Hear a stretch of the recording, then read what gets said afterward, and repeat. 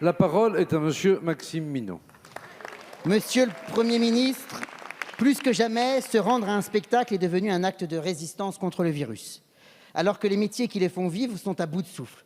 Régisseurs, administrateurs, prestataires événementiels, acteurs et bien d'autres encore. Au total, plus de 350 000 personnes payent la facture des incohérences gouvernementales. Car comment comprendre qu'il soit plus dangereux de se rendre dans une salle de spectacle qui applique des règles sanitaires strictes que d'être entassé 2 fois par jour dans les transports en commun?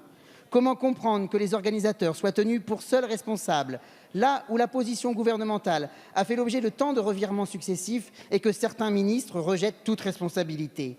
Comment comprendre qu'il soit plus facile d'interdire que de contrôler et de sanctionner? Des incompréhensions générant une frustration et une colère bien légitimes qui ne se limitent pas d'ailleurs au seul monde du spectacle, mais aussi aux salles de sport, aux bars et aux établissements de nuit qui sont d'ailleurs en manifestation devant notre Assemblée. Alors vous me direz que des mesures ont été prises et qu'elles sont renforcées dans le plan de relance. Mais c'est s'ignorer la réalité du terrain qui, lorsque vous le consultez, vous saute aux yeux et dont le désespoir vous prend à la gorge. Car la réalité est que les aides ne parviennent seulement qu'à couvrir à peine les charges mensuelles. Que reste-t-il pour vivre? La réalité est que les cotisations ne sont pas annulées, mais juste reportées. Que faire dans 1 an puisque l'activité perdue ne sera jamais recréée? La réalité est que ces professions, ces emplois sont en train de s'éteindre. Et pourtant, ces talents sont une chance pour notre pays. Ils sont les représentants d'une culture partout enviée qui rayonnait hier dans le monde et qui demain ne seront plus qu'un souvenir, faute d'un soutien sur le long terme à la hauteur des enjeux. Alors, monsieur le Premier ministre, écoutez-les, entendez-les. Je vous remercie. Merci, monsieur Minot. La parole est à madame Roselyne Bachelot, ministre de la Culture.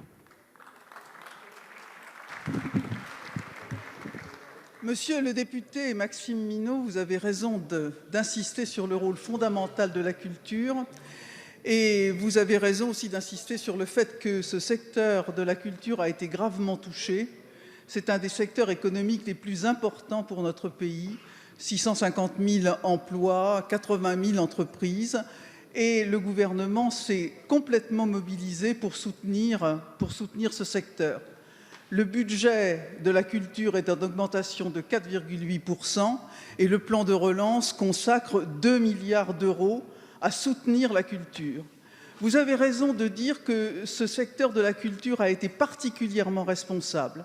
Il a été particulièrement responsable en respectant avec une grande précision, une grande responsabilité, les mesures sanitaires.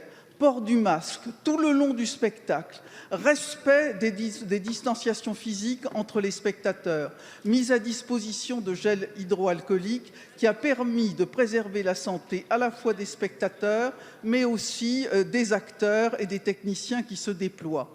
Alors, nous allons nous déployer d'abord sur l'urgence qui va continuer. Nous avons un fonds de 100 millions d'euros dégagé pour soutenir la billetterie. Et bien entendu, à la fois dans le PLF, dans le projet de loi de finances et dans le plan de relance, vous avez à la fois des mesures d'urgence et des mesures de refondation. Je prends 2 exemples. 200 millions d'euros pour le secteur de la musique, 165 millions d'euros pour le secteur du cinéma. Jamais on n'a fait autant pour le secteur de la culture. Moi, je lui fais confiance. C'est quelque chose d'absolument indispensable pour notre pays. Nous nous en donnons les moyens. Merci, madame la ministre. Monsieur Minot. Merci, monsieur le président. Écoutez, madame la ministre, je ne doute pas en tout cas de vos bonnes intentions, mais aujourd'hui, elles ne suffisent plus et rien n'est pire que des espoirs déçus. Donc nous comptons en tout cas sur le gouvernement pour que la culture ne soit vraiment pas oubliée parce qu'aujourd'hui, elle est prise à la gorge. Merci, monsieur le député.